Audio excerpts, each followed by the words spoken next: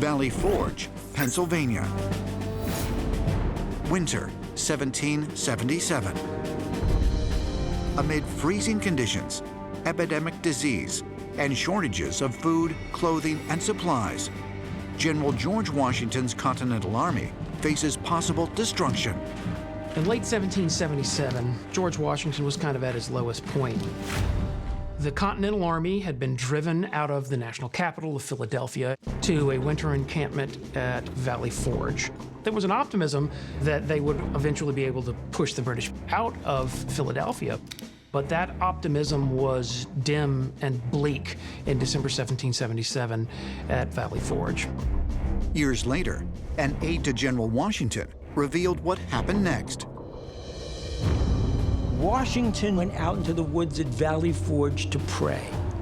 And he saw this image of this spirit, garbed in white, that assured him, you will win this war.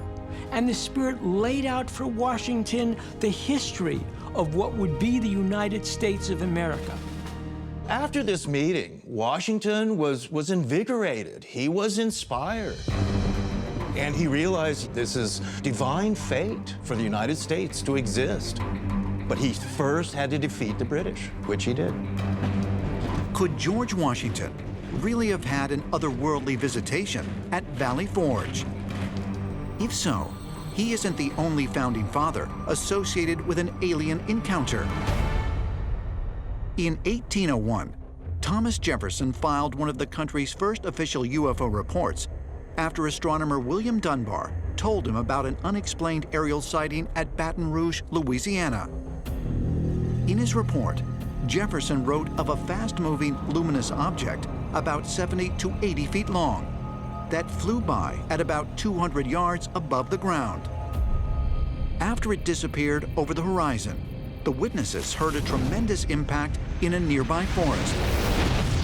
Upon investigating, they found a crash site where everything had been burned and scorched. Thomas Jefferson, when he was vice president, wrote up an official report of a UFO sighting that had happened in Baton Rouge. He wrote it up for the American Philosophical Association. So that arguably is the first case where someone who would go on to be president made an official UFO report. The American Philosophical Society was founded by Benjamin Franklin, who, like Thomas Jefferson, openly expressed his belief in the existence of intelligent extraterrestrial life. The Founding Fathers' worldview accommodated the idea that there would be people in other worlds. And that was principled upon this idea that you cannot limit God's creativity just to the world that you observe. They literally had a vision of not just the world where we live, but the world beyond it. And that world beyond theirs was populated by extraterrestrials. Could the Founding Fathers have been aware of an otherworldly presence that was helping to ensure the success of the American experiment? Ancient astronaut theorists say yes, and suggest that so too was the man who took office at another crucial moment in the nation's history, Abraham Lincoln.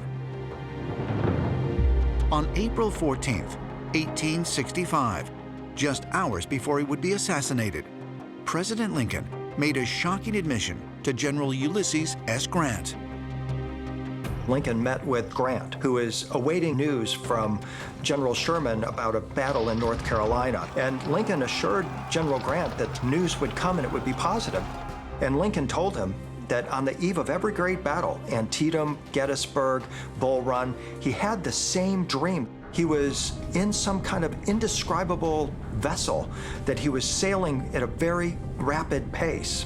And that this, in fact, led him to understand that this would be a positive outcome for the Union forces and lead to the doom of the Confederacy. It's almost as if at these pivotal turning points in human history, the president is shown how the United States will ultimately triumph.